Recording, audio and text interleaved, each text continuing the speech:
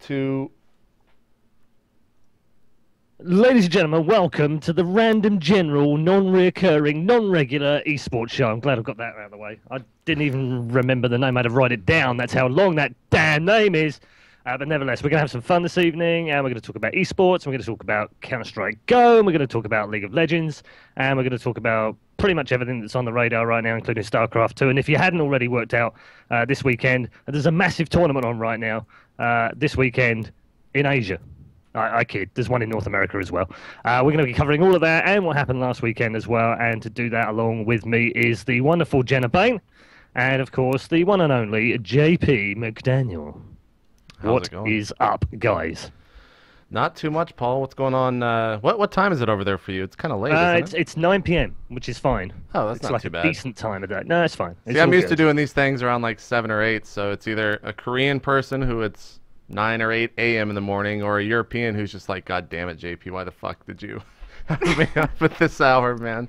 It's 1 o'clock or 2 o'clock, and TL is just constantly bitching. So I guess he was the only European that we had on. But yeah, well, it's like originally when we came up with the idea for this show as a kind of one-off, non-recurring, non-random, very random esports show. I think we called it something like the Transatlantic Showdown, which was kind of like a play on the fact that we were like across the water between the two of us. But I think someone's used that before. I think so. That might be stealing a GGL old event from about 7 years ago. But nevertheless, let's move on. Let's actually get into some of the topics this evening. First thing, we can't really start without talking about the shenanigans that went on at the weekend. Is that a good word for you guys? Do you use shenanigans in Shins North America? are definitely used. Yeah. Okay, sure. I mean, I don't know what you would call it. Fiasco is another way that it's been called. Yeah. Controversy is another one. Just for those that have been living under a rock or on Mars. Is a great word. Clusterfuck is also a very good word for this as well. And that's around the League of Legends World Championship Season 2, which, of course, the playoffs, if you want to call them that, started over the weekend and finished on Wednesday. That's the long and short of it. Right. I guess my questions around this is: do you guys think it was right to cancel it when they did? I mean, they had a massively long day. There was obviously no way they were going to get it played live. But do you think they could have played it, pretty much straight afterwards or the following morning? Or do you think waiting until Wednesday was sensible? What are your thoughts on that? I think that the reason they had to wait till Wednesday is because they didn't know where the hell they were going to do it. If you caught it last night, whenever the shot was on the casters, they were actually inside of the stadium that I guess they're going to be using this weekend, because they were building the stage right there on air. So I think it really just has to come down to that. But it does kind of suck for the team, the fact that they kind of were ready. They were in the tournament atmosphere, and here they're like, okay, well, you get to play this in 4 days. But maybe the teams enjoyed that. I don't know if they ever asked them if they enjoyed that time off. I don't know, kind of as a competitor. Well, since I've never. did. Yeah, I've never been in that. That's for sure. It worked out well for them. I mean, yeah, went through. I mean, all right, they're not through to the grand final, but it worked out in terms of the fact that they went through to a semi-final, which they've now won $150,000 from. So, right. I guess it did work out for them. I think there was a number of people saying, well, they were ahead anyway when the game crashed for the 33rd time or whatever it was at the end of the. I fell asleep, by the way, watching that game because it was so late. I'd literally been, I don't know how long I'd been watching, but I'd been watching a long time. And over here, it was ridiculously late when that last game crashed. And I just fell asleep with the stream on. And I woke up in the morning and Twitch was still sort of going, hi, hello. And there was nothing on. And I was just like, wow, I managed to fall asleep all night, wake up, and the game still hasn't finished. Yeah, it was pretty shocking. I mean, do you think Valve are to blame for that? Do you think that they're, I mean, you mean Riot? Obviously, they're to blame in some way, but I would love to blame Valve for these things. Sure, let's blame somebody. Yeah, let's blame Valve. What about Riot? Gosh, where can the blame for Riot kind of begin, really? I don't understand how you can have a prize pool that big and run a tournament that is so disorganized, where you basically get 2 hours worth of games in the first day. And just imagine all the people there. Stream viewers, of course, weren't really very well communicated to either, I felt. Well, D-Man said that he didn't care about streaming, so it didn't matter. And yeah, That was sarcasm, by the way, which is what D-Man's comments were. Oh, yeah. Jesus. Jesus.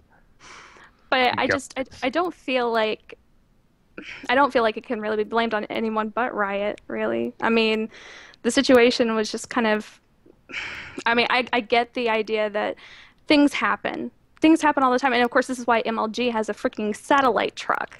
You know, Yep. I don't understand how you can have a prize pool this big, but you don't have your own satellite truck. And I, You don't have the ability to have saved games like, Dota 2 has. You don't have, an offline client.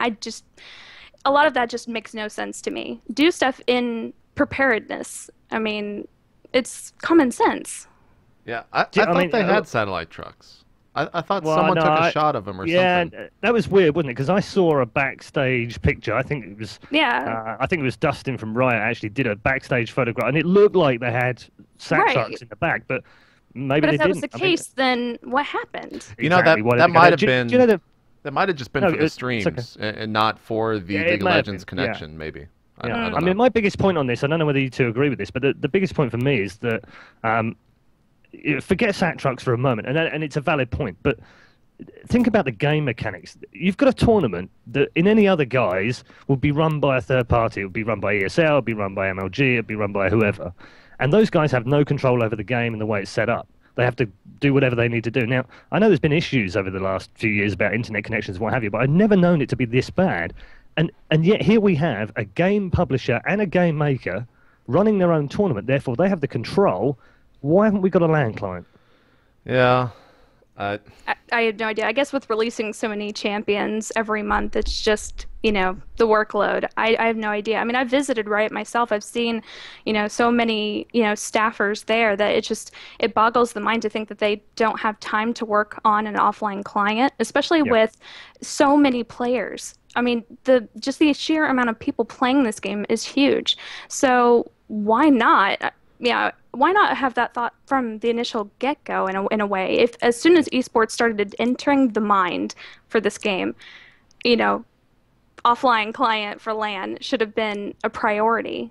And that's just, my opinion. I mean, with Dota 2, you have 60-minute saves. Well, 60-second saves, I'm sorry.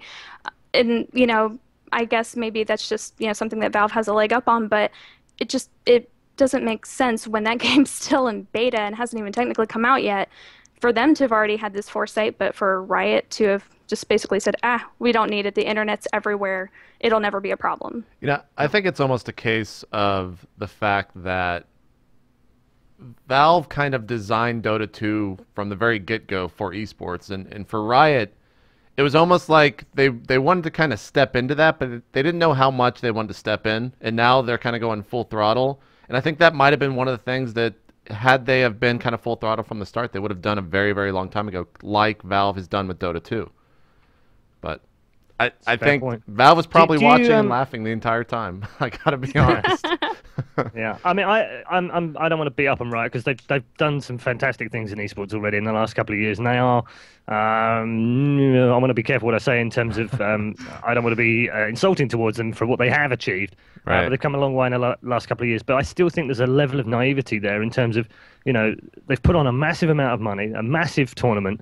And they've tried to pull it off for themselves after spending the last 2 years, presumably watching the likes of ESL and DreamHack and MLG and NASL and all the rest of them that have run tournaments to learn what they've done and what the mistakes have been. So is it naivety? Is it lack of experience? Do you think this would have still happened if one of the other big guns like MLG or whatever had run the tournament?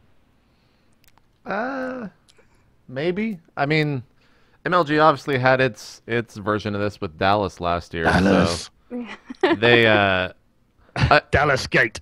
Yeah, I don't know. I think that a lot of it just kind of comes on it revolves around Riot picking the venue where they did, which, to be honest, I think it was a pretty shitty venue. Anything outside for an esports event is terrible.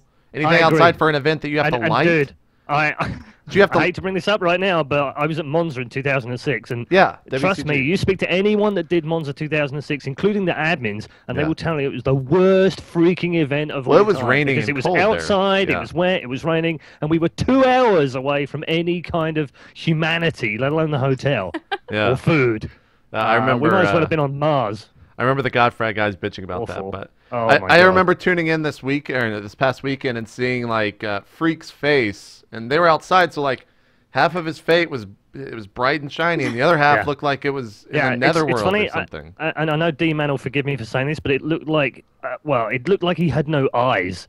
I mean, Yeah. he was literally looking at the camera going, yeah, hi guys, LOL World Championships, lol. Yeah. It's just like was bad. completely and utterly blind. And it looked like he couldn't even turn his head either. So it just looked like, and that weird desk. What the fuck was that desk about? That thing had more. I'm serious. There It was had like more three airtime than corners of anyone it. else. It was like me on here would be like that.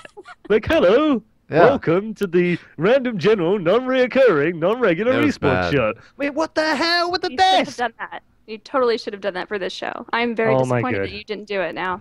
There was too Riot's much doing desk it. for sure. I mean, there were shots. Desks. And I ruining understand what they were esports. doing. They were trying to capture the TV below that had the nice little League of Legends symbol and didn't want to cut it Yeah. off, etc. No, But I it was get it, I get it. 70% of the shot. Like, what? 70? Really? That's generous. I thought It, was no, like it got 80. bad. It Yeah. got real bad throughout the weekend. Yeah, I did. It did. But Anyway, moving on anyways, from yeah. the stupidity of desks and framing and all that kind of goodness and rubbish, there was something else that wasn't just a clusterfuck. It was like the monumental tornado hurricane blended in with a volcano eruption clusterfuck, Right. which was the cheating scandal. Yeah. For those that aren't aware already, JP, I don't know if you can put this up on the screen, let people Sure. just see some of the stuff that was on. Kotaku did a great piece on this. There was also an official response by Riot around the accusations of cheating, which were found to be true. Several players warned for their behaviour of unsportsman behaviour, but weren't fined, but just given a warning. And then finally, a Zubu Frost given a $30,000 fine. Let me just rephrase that again. I'm going to do the finger in the mouth. $30,000 fine. That is unbelievable when it comes to esport. I've never heard of a fine that big for any player or any team in the history of esports. So they've already made history from that point of view alone, albeit the wrong kind of history. The good news is they're going to pay that money to a Korean charity, so that's quite nice. They're not going to keep them themselves. But $30,000 fine. My question really to you guys is this: is 30,000 enough for cheating? Or, like Lance Armstrong, should these guys have just been kicked out of the tournament? Because as it is right now, they stand to make $1 million this weekend, and 30,000 is small shit. They're not going to care diddly squat about that 30 grand anymore. Well, the other thing too is, and this was brought up on Live on 3 last night that I didn't even think about, is to that team, they actually don't lose anything. It's just prize money. It's not the team paying for that. It's Riot taking a portion of their prize money and putting it to charity. So it doesn't do anything to the team. Like teams like, oh well, that we got caught, 30 grand, big whoop, out of, I think it was like 100 grand or something for the position they finished. Yeah. So yeah. it's not actually anything to the team, to be honest. But I don't know.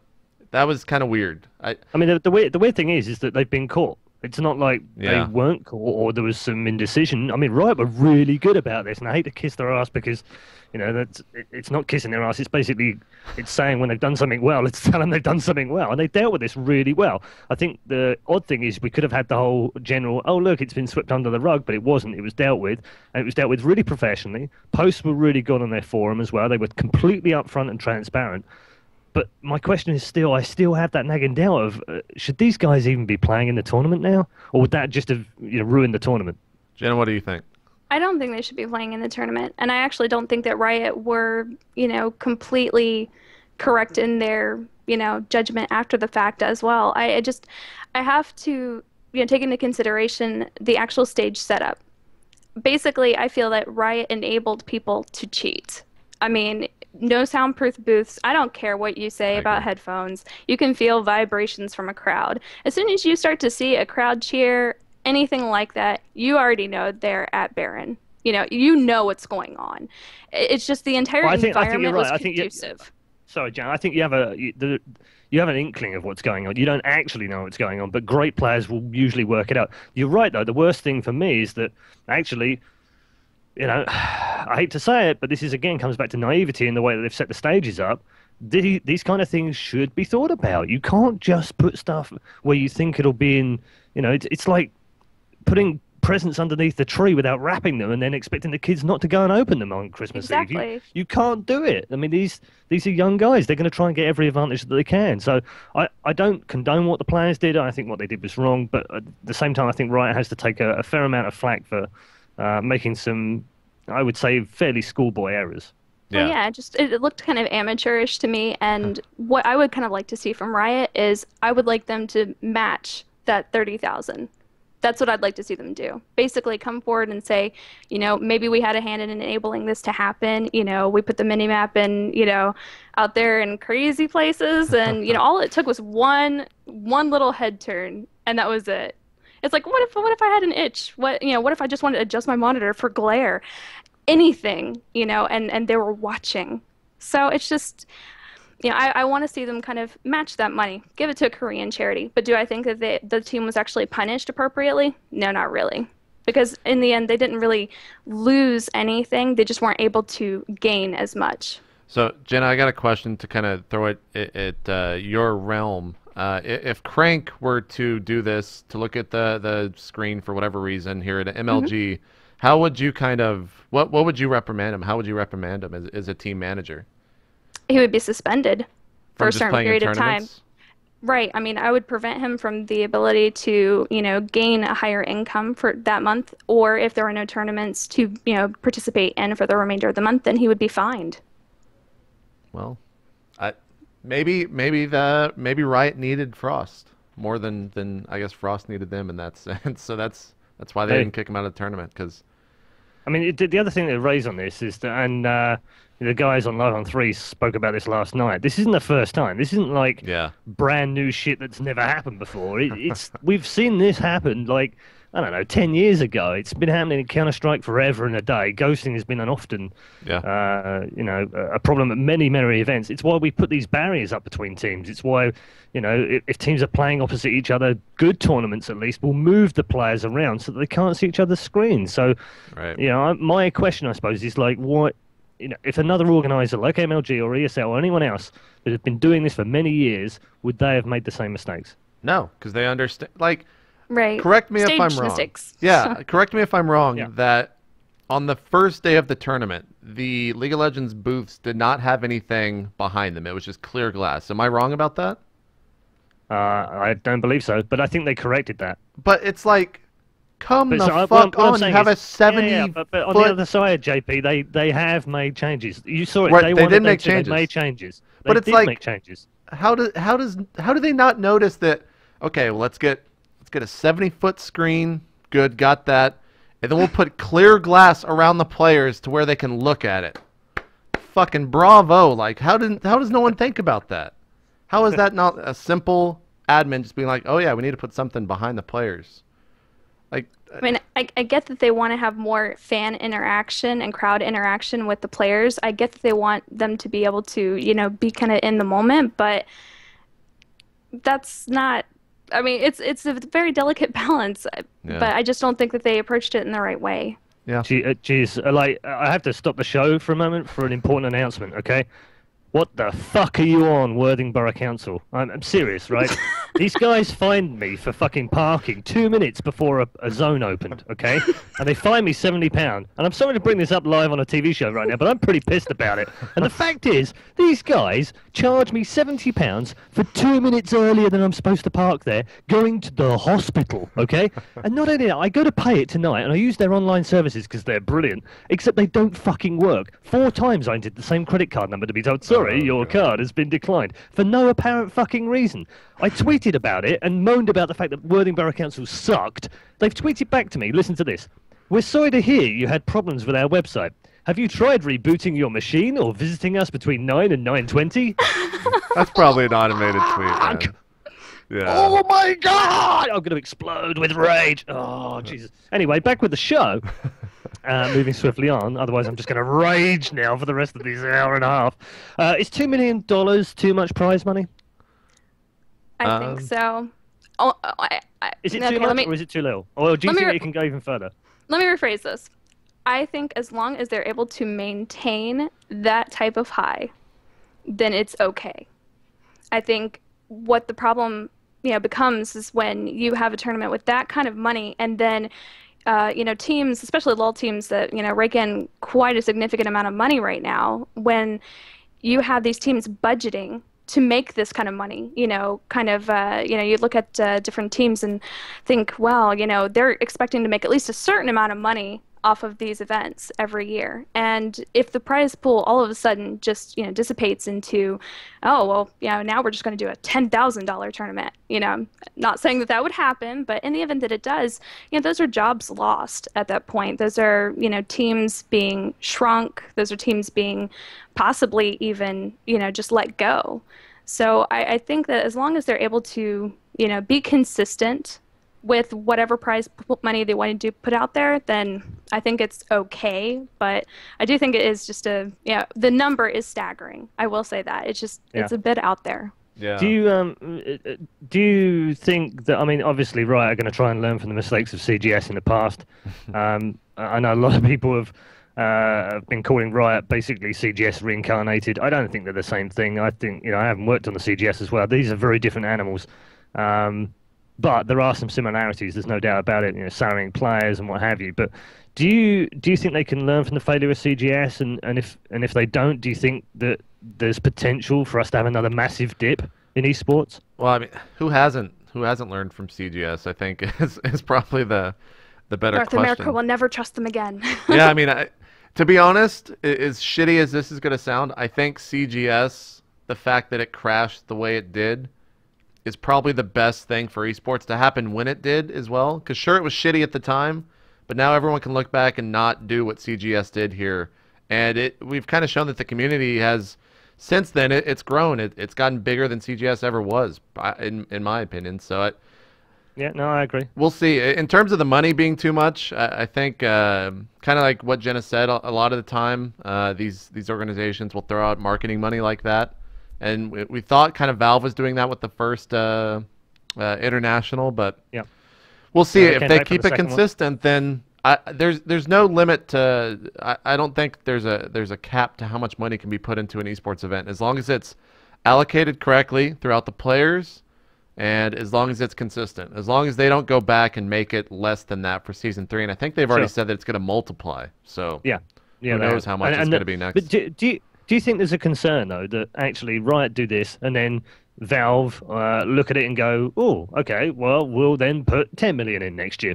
And Blizzard then go, well, okay, then we'll put 15 million. And then it all becomes like a bad thing? Well, it's not a bad thing, but it becomes a pissing contest about how much money you can put in and whose game's best.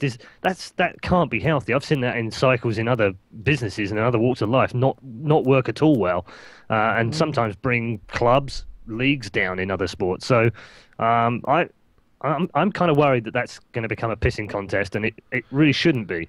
It should be, they should be doing it for the right reasons, because it's good for their marketing, because they can make money from it, because it's profitable, because it's great for esports, all of those reasons, but not just because, oh, look, they're doing 10 million, so we're going to do 12 million. Ha ha.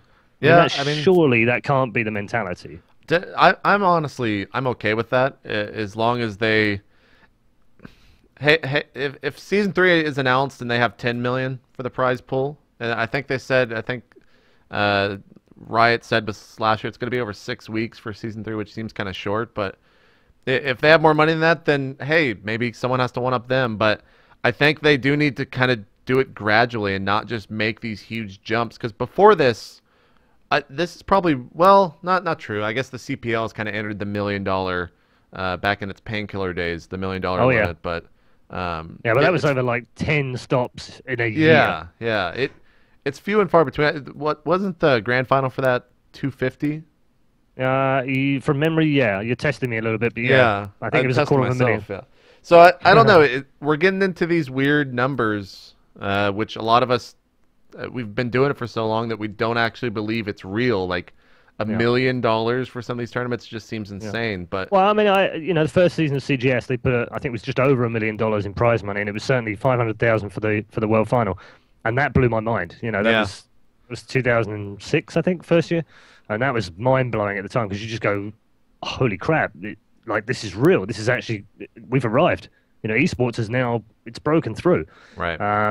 And I think we've had a number of them. And someone asked me the other day, do you think we're on the up again? Do you think we're always going to be on the up? And I said, no, I don't. Because for me, esports isn't just a linear line of progress. For me, anyway, it seems that we go up and we go down, and then we go up, and when we Right. go up the second time, we're higher than we were the first time. What? And this is like, someone said to me, do you think this is the first coming of esports? No, I think it's about the 73rd time. Really, seriously. And we'll have It is. another dip. There'll Well, be to be another honest- dip. It might not be this year, it might not be next year, it might not be the year, but we'll have another dip, and then everyone will go, oh my God, we're all, Right. Riot's pulled out, or it's changed its mind, and Blizzard's working on a new game, and it's not esports friendly, and blah, blah, blah. And all of a sudden, we're back to where we were, what we think we were before. But I tell you what, we won't be. We'll always be, eventually, the mean average will always be higher. That's true. To be honest, this past weekend was probably one of the biggest blows to esports in quite some time, because there are so many new eyes on League of Legends and so many new eyes kind of entered into the world of esports that for Riot to fail this fucking bad is really, really bad for all those new eyes, because why would they ever turn into another tournament? They probably believe, well, this is what happens in esports sometimes, where events fuck up and companies, for lack, this is a strong statement, but companies don't know what they're doing. And I don't know if those people were turned back in or tuned back in. Maybe they will. Maybe they won't. I don't know. That was the number one thing I was thinking all weekend.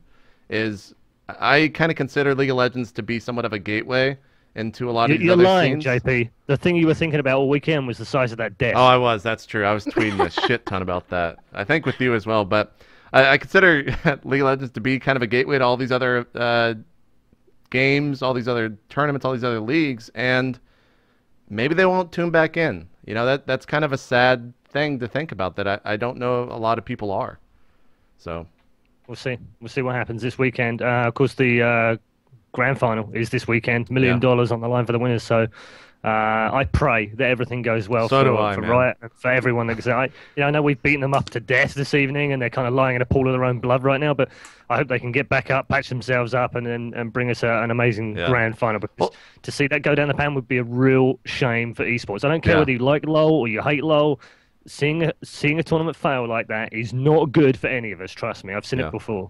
And before we get off of Riot and League of Legends, this wasn't brought up on Live on 3, and I don't know why. Maybe it was just because they didn't want to talk about it. But why was DJ Wheat the one to come out and talk to the audience at Dude, the he's very the end of the host.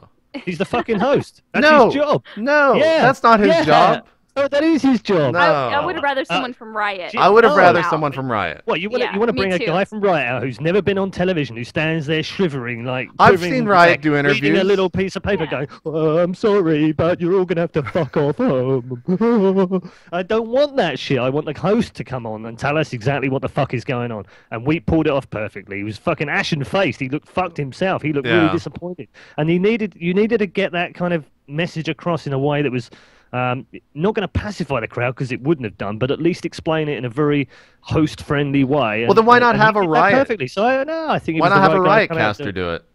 Why not have someone from Riot come out and say we fucked up instead of DJ It Wheat? is their fuck up, and It's their kind of the game. ambassador. If Blizzard would have done it, and I mean, let's just say that it was at a BlizzCon, for example, are you telling me that they honestly would have just had a host go out there and explain what was going on? No. Hell no. You would actually have like Dustin Browder out there apologizing. Mike Morheim would be out there apologizing. Everybody would be out there apologizing. No. Yes. Yes, they would have. No, Yeah. it's a TV. It's a show, Jenna. It's a show. No. It's not like It's a someone show. has to go out there. What do you want to do? Do you want to build like a wooden plinth and put it out front and have a couple of cameras on the side? Go. We've got an official announcement coming now from Riot Games. Please welcome Dustin to this. I mean, you can't do that shit. You just got to We go wouldn't out have there, Dustin. tell them like it is, and get on with it. And that's what we did. Well, we did a fantastic job regardless, but I still You think did. that It does. yeah, I hate him for it. I would have liked to have seen a Riot employee of some type, whether it's a Riot caster too. that's full time with them.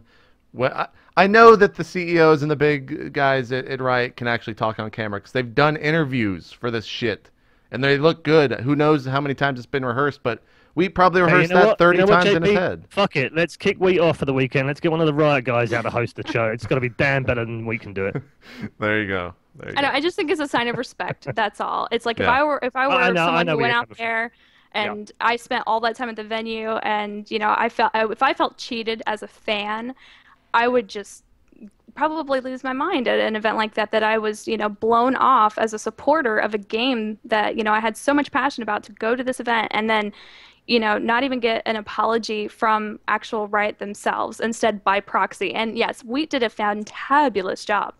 But again, it's just, I don't know, it's just one of those things. I just I felt it think in went the by grand scheme of downpoint. things for the weekend, it was a tiny thing. I mean, Oh yeah, there it were a definitely number was. of things that were, It's like, the let's just desk. I mean, more Jesus weight. Christ, did you see that desk? Have I gone enough about the desk now already? I think we should move on from the desk. All right, let's move on, Paul. Yeah, yeah. The funny thing is, we haven't really talked about the games. And I don't know about you. I watched the extra games. They seemed kind of okay-ish yesterday. I mean, they were exciting, yeah, no doubt about it. Yeah. It was, one team up, then the other team came back, and then they won. It was a bit of a walkover. But do you think that in the end of the day, Riot have got the two teams in the final they wanted, or do you think that the fact that there's again no North American team making the final, do you think it's actually it sucks for them? That's a tough one to call, I think. Yeah. I No, I'm asking you with North American hats on. Obviously, you're disappointed, but from an independent point of view, I think it's a great final. I'm slightly biased and would have probably wanted to see CLG in the final, but that's we've all got our favorite players and teams and what have you. But I still think it's going to be a fabulous final. Yeah, and I think so. I honestly think that Riot is going to check so much shit that nothing will actually go wrong this weekend. Knock on something. You're right. They're going to have redundancy plans. Exactly. For the redundant plans. And maybe this type of fuck up on a global scale like they had is good, because when it fucked up at MLG, nothing ever happened like that again. So maybe Do you know what? maybe nothing This will sort ever of fuck struck up like me this again for last Riot. night. And I don't know if this is true because I haven't spoken to anyone from Riot or anyone that was at the event either. So this is pure speculation on my part. But I just wondered last night. It's very odd and unusual to have had a World Championship run over 2 weekends in a row. Okay?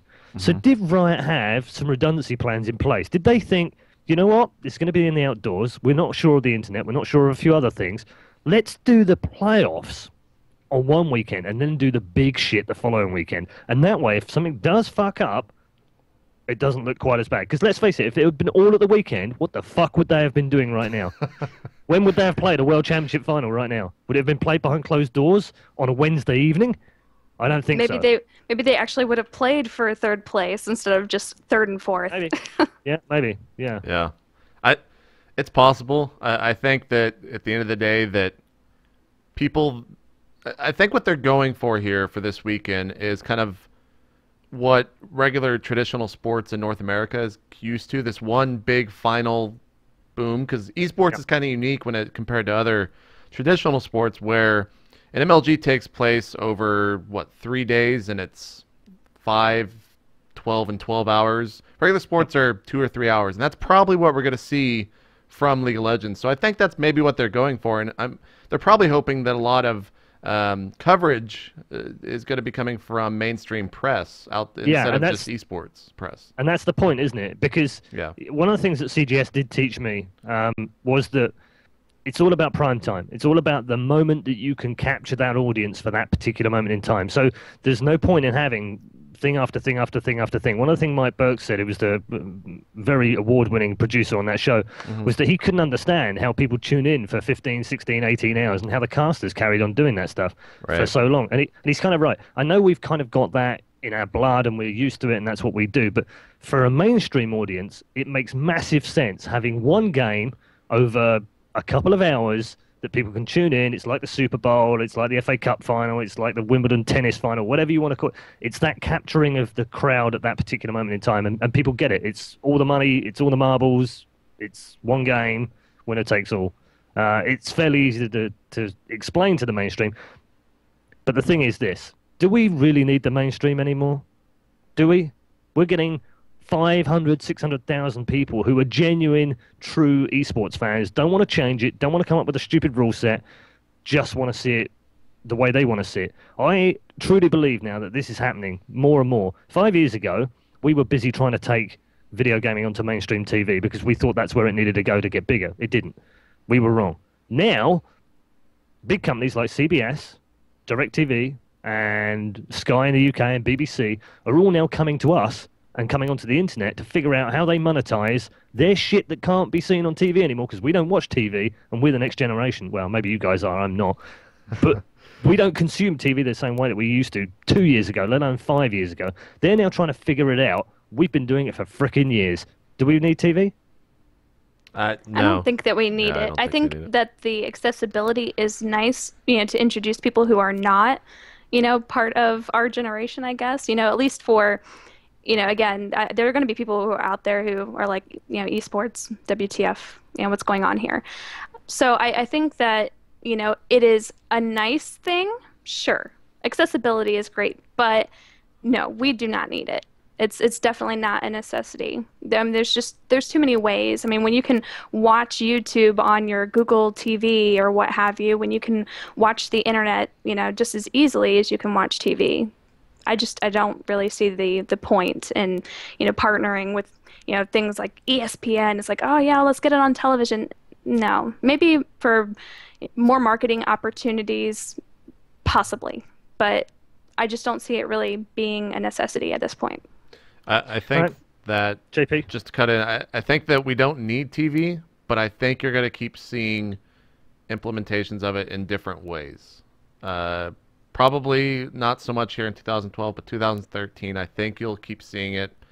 People are always going to try to dip into that kind of world of advertising and marketing, so we don't need it at all, but we'll probably keep messing around with it until we don't need it completely. So Yeah. Front page of the USA Today this week. yeah, it's true. It's great exposure. It is. It is. Although People that, still okay. read that? yeah, I mean, I haven't read that Only in forever. digital But form, eh? did you read the Yeah. actual article, Paul? No, I didn't. No, I didn't. We don't get that here. I heard that I skimmed through it and then I was reading comments about it because I was more interested in the comments rather than the actual article for whatever Yeah. reason. Maybe I was just drama searching on Reddit. But Never. I heard that it didn't even, it wasn't like an esports art. It wasn't like esports centric. It wasn't an actual it wasn't No, it about wasn't. like an It was MLG nothing- or a. No. You're right. I read the online version. Yeah, it was about the I can't remember his name. But he's a baseball player. It was about him and the fact that he'd been to see Riot and Triarch, and he'd been talking about Call of Duty becoming an esport, all that kind of stuff, and he was really excited about the competitive side of gaming, which is great, absolutely great. But at the same time, nothing to do with esports really. Yeah. It's good exposure though. Yeah, Nice picture always. on the front page as well. We're going to move on a little bit. Sure, MLG loved it. We've done Riot to death, grilled them, baked them, skewered them, and left them dying in a pool of their own blood. So we're going to move on now. Sorry about that, right? We're going to move on to Counter-Strike. The main issue with Counter-Strike Go right now is that it doesn't have major tournaments. I mean, there's some tournaments popping up, and there was one at DreamHack a couple of weeks ago in Valencia. There's a couple more popping up around, and it's starting to kind of pick up, but it's not as big as even the Counter-Strike Source scene was over the last few years, let alone the 1.6 scene. Do you guys think the age of the first-person shooter is over as far as competitive top-line esports is concerned, or do you think that Valve maybe will start looking at CS:GO in next year and maybe treat it the way they have with Dota and start putting some money into it and some tools in it and getting it big? I think right now people who are looking into getting into pro gaming are basically, looking at FPS and MOBA, and they're kind of choosing where the money is, honestly, if I'm perfectly honest about it. Good point. You look at the amount of money you could get at a LoL tournament or, even at something like the International with Dota 2, and it's not exactly as inspiring, I guess, to continue training in FPS. I mean, if FPS is where your heart is, then, absolutely wonderful. And I think as long as the community, can support these games, then there will always be a place for them.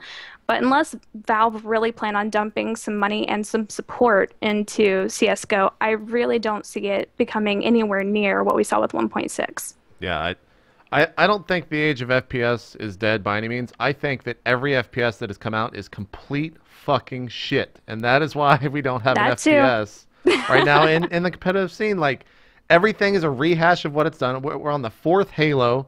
Fucking the third one summed up everything fine, but Microsoft is like, let's get some more money out of this. Let's get 343 Studios up. We're not even going to have the original fucking creators of the game. Let's just make them do something new. That's JP, I hate we've that. got a Uncharted rant section 3. at the end of the show, right? Do what? We've got a rant section at the end of the I show. guess so, but it's Do you want just to save anything? like I want an FPS, man. Like, No, I do too. everyone I does. share that pain. And Shit, CS:GO, it's not. Is it good, or is it just Well- is it new? Well, it's new. I've been playing the thing since October last year, so it doesn't feel new to me at all. The new stuff Yeah. they've put in, which kind of make it feel like I'm watching a Left 4 Dead on crack version, that stuff pisses me off. But it's okay. It's not like I don't go. I played it last night, and I got into it, and I thought it's all right. I enjoy it. It's good fun. I can run around on a pub, but I don't get the same kind of excitement or the thrill of thinking, yeah, I could play this competitively, or even I could commentate this competitively. I probably will end up commentating some of it because I'm a sucker for the CS games, but it doesn't have that. I hate to say this because the UK guys are going to fry me for this, but it doesn't have the X factor. It doesn't have that. I want to spend so long on it. I know you guys get that shit as well out there, but whatever. It doesn't. It's like I don't know. I want to rush home and finish in the office. I want to rush home and I want to play that game. It doesn't feel like that. Well, when was the last time you actually felt that way about a game? Because for me, it's been a while. I haven't, and maybe that's just like that I've grown up, so that I'm not. Well, like... I keep thinking that as well. But I've never grown up. I never got past 12, and that's my ex-wife told me that, so I believe her. So I don't know. I mean, honestly, I would say the F1 2012 game, I was excited when that came out Friday before last. I did rush home. I left it on download in the morning. I got up in the morning, I put it on Steam. I'm like, 12 gig? Really? Holy shit. It's going to take me like a year to download on my crappy UK ping. But I just left it there doing its thing all day long. And then I came home at lunchtime. I'm like, how's it doing? Oh, yeah, 80%. Nice. I should be able to play it when I get home. And then I went back to work, and then I came back in the evening, and I sat there and I played for 6 hours straight. And, that's a bit nerdy because it's a Formula 1 simulator. But right. That got me excited because I'd seen lots of videos, I'd seen lots of promo, and it was a good game, and I enjoyed it. Is it multiplayer friendly? No, because everyone crashes into you and drives around the wrong fucking way. But that sounds awesome. Well, it would do to you, you fucking lemming. I would. JP ruining Formula 1 games. I'm just gonna follow you around now. So I do. Yeah, I know. That's it. Now you're gonna log on, aren't you? Chase me around. Like, oh, there he is. I'll go backwards and crash into him. So no, I still get excited about game releases, and there are still games this year that I've really enjoyed. I was thrilled to play War of the Roses early in alpha. It's a great game, isn't it? It genuinely gave me a kind of, wow, I actually like hitting people in the eyes with arrows. This is fun. And I did play it for a little while. And I had to play loads of other stuff, so it kind of got left behind. But no, I think generally games still give me a lift when I want to play them. Or I'm excited by them, or I've played a little bit of it, or whatever. ShootMania, same thing. I was really pumped for that when it came out. I don't particularly like the modes. I would prefer CTF, but it can't be beggars can't be choosers. But I thought they had CTF in that. Well, sort of. They have like a variation of it. Yeah, it's not what I would call CTF, but okay. So no, being snobby now about FPSs. I think that's the problem, maybe. The old guys, the old guard, as it were, the old boys club, as you guys keep calling us. What the fuck is that? By I the don't way? keep calling you guys that. That's the. I know, it goes around. It does. It's like whatever. Just because I'm old and I've been around for a while doesn't make me part of the old boys club, and there isn't such a thing as the old boys club anyway. But moving on. No, there are games, but I've had nothing really since Quake 3 and Unreal Tournament came out originally, and then maybe a little of Unreal Tournament 2004 that has really grabbed me and made me go, I just want to play this all the time. I don't want to go to work. Yeah. And there's just such an adrenaline rush in those games that it's just, I don't get when I play. Do you guys, seriously now, do you guys think that if we had a CTF come out right now and it was free to play and it was as good as Quake 3 or Unreal Tournament or any of the other good games that were 5v5? You mean Quake CTF, Live? Is this what you're referencing? Well, Quake Live, but not Quake Live. But do you not think that that's got balls to go out and make it exciting and an exciting sport to watch? Is it not like the most amazing thing to see a guy running across an entire map with his teammates, flying all over the place with rockets and shit flying everywhere, running with a flag for hell for leather, gets shot down a millimeter away from the flag and gets pulled back and sent back to its own stand? I mean, how exciting is that stuff? It's super exciting, but Paul, just commentating on it. It's probably one of the best thrills you can get in esports, but you have to capture that live, and to do that in an FPS, a team-based FPS, it is impossibly hard. To do it right, you'd probably have to set up, I don't know, 4 or 5 different observers and have each one control kind of a room and get the best angle of the shot, because I think maybe when you kind of, at least for me, when you were explaining that sequence of events, I immediately went back to those old frag videos, the old Quake Live, or sorry, You know it. Quake videos, and I'm like, well, Oh, it was framed perfectly in those, so that's Yeah. why I loved it so much. You can't do that in a Yeah. live environment. It's like I wish you could do that with something like yeah. Tribes Ascend, but I mean, it's just the Oh. environment's too big, and I mean, how would you manage that? It's just again, kind of impossible. I know PlanetSide 2 have been talking about esports a little bit as well. Again, how do you capture that? I don't know. It's just Well, I think you make a 256 pixel box, 5v5, flag either side of the room, and you give them rocket launchers. That would be immense. You make it simple. There you go. Maybe so. I mean, even that's always been ShootMania, the I hard think thing. that besides like one mode, one mode's okay, I guess, especially if you're just, one person against the rest of the team. But Do you like that? Really? Here's my problem with it. I've watched it at a couple live events. I know Ubisoft are putting a lot of money into it. I know the developers are, claiming that they have a lot of support for the game. But, at what point does money, start to make you think, okay, is this actually a good game, or is this just a lot of money being put into it? It's like they're trying too hard with it, and that's just what I feel. I feel like, there are a couple teams out there that probably make ShootMania exciting for me, but it's nothing that I would, flip over from StarCraft 2 to watch. It's funny, actually, because those sorts are fairly similar to mine. And the odd thing is, when ShootMania came out initially, and it was just being played on beta, a very good friend of mine, an old friend of mine from Dignitas, Zacibus, came to me. I love Zacibus. Those two guys, I've been in clans with them for years. We go right back, literally, seriously, right. The last time I played on LAN, by the way, I'm just going to get this in for the sake of history. The last LAN tournament I ever played was against Garpy and Zacibus, and I beat them on LAN. Go fuck it, suckers. Anyway, the fact is, Zacibus rang me, and he's like, dude, you've got to come and play ShootMania, because you've got fucking amazing aim, and you're going to love ShootMania. You've got to come and play with us. And I was like, Was he being paid to say this?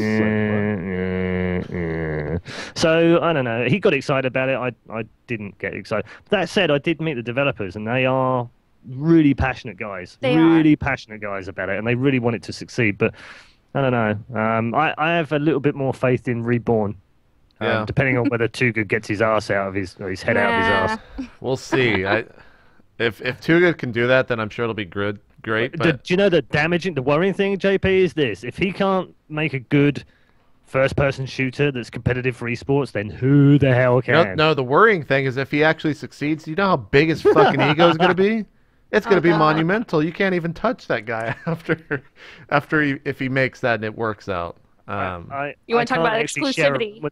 No one will cast it. No one will be able to cast it. Only him. Yeah, only Too Good can cast it. He'll let me in weak cast it, I'm pretty sure. Yeah, that's true. You three and no one else. That's it. No one else. So getting back to Counter-Strike Go, do you think that Valve's kind of forgotten about it? Is it the player numbers, for instance? I mean, there's not a huge amount of players playing it. Wasn't it doing quite well on Steam, and then it's doing okay, but it's not like going, wow, 14 million people playing it straight off the bat. But which comes first, chicken or egg? Is it, because Dota wasn't massively popular out of the box. It's picked up since Valve have put more money and more marketing behind it, but CS goes a long way from where Dota was even when that was launched. Do you think that Valve are going to take it and look at it and promote it, or do you think they don't care now? I think they'd be stupid not to promote it. Yeah. That's just my take on it. If you're going to, put that much time and effort into things, then, it's just ridiculous to take the support away from it. I mean, we went, 10 years with CS 1.6 with very little support. Hell, half the time you couldn't even connect to Steam. Does anyone remember the green box? You remember the green box? And the little tiny... I do remember the green box. Yeah, I remember that piece of shit that you used to go, do I really have to use this to play a game I paid for? I bought this game, bitches. This is mine. Paul, you don't tell me when I can play this game. Look at these stats right now. Counter-Strike Go is at the bottom here with 16,000 current players. Counter-Strike is in fourth with 38,000, being beaten by Borderlands, Team Fortress 2, and then Dota 2 at the very top by about 32,000. So, is it already falling out? Football Manager. Look at that Football Manager. That came out a year ago, and it's a spreadsheet on steroids. What the fuck? Why is that there? Even got... Geez, honestly, I play that game a lot, but it's a spreadsheet on steroids. It's got nothing in the way of graphics in it. Trust me. and it's above Counter-Strike Go. Ooh. Ah, well, everything is above Counter-Strike Go there on that. I don't know. Maybe it's already too late for CS:GO, but maybe if Riot pumps money into it. I think where's the big tournament? ESWC, aren't they doing one?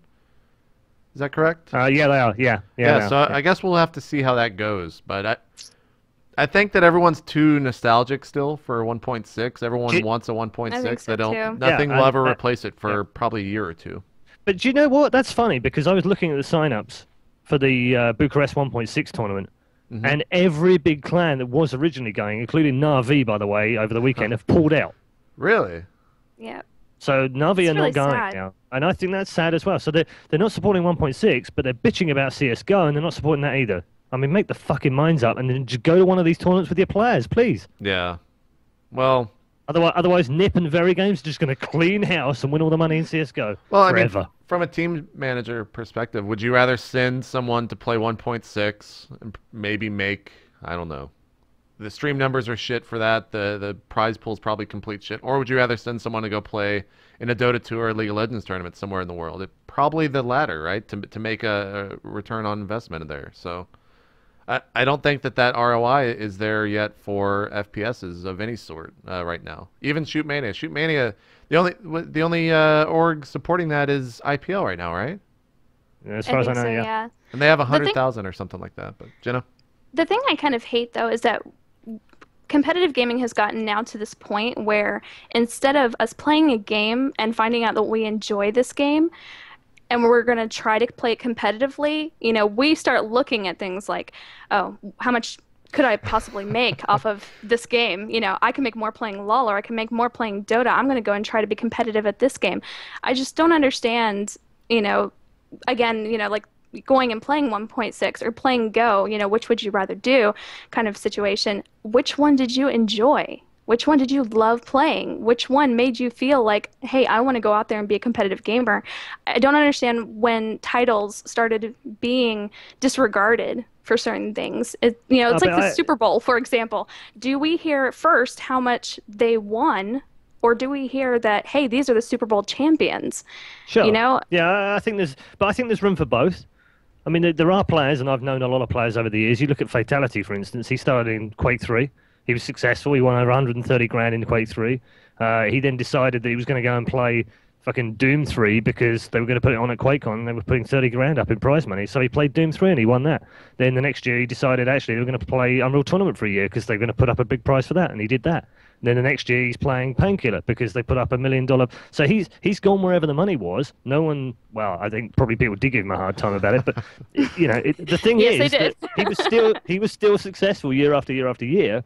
And he played a crap load of games, and he didn't necessarily play those games because he loved those games. He loved Quake 3, and I know that for a fact, but he didn't play them because he loved those games. He played them because he was a professional esports player, and he found that his job and his role was to make more money, more marketing, bigger brand, what have you. So I think there's room for both types of people. Zacubus is another great example. He's the UK version of, slightly less successful, admittedly, but he is the UK version of Fatality. He's played all sorts of games. I think he won a gold... Didn't he win a silver medal in Tony Hawk's skating at a WCG? And the guy's... He's an FPS player. He won a CPL world title at World in Conflict, which is a kind of, I don't know, what was it? 5v5 RTS... No one knows. No one actually watched that, Paul. No, what genre no one did that fucking game knows finish what in? happened. They just played some but World it had in a Conflict fucking game. awesome Spectator cam. That's all I can remember about it. But yeah, so I think that's cool. It's more. It depends how you look at esport. If you look at it as narrowly as LoL is tennis, then that would be the equivalent of Andy Murray leaving tennis and going to play for Man United.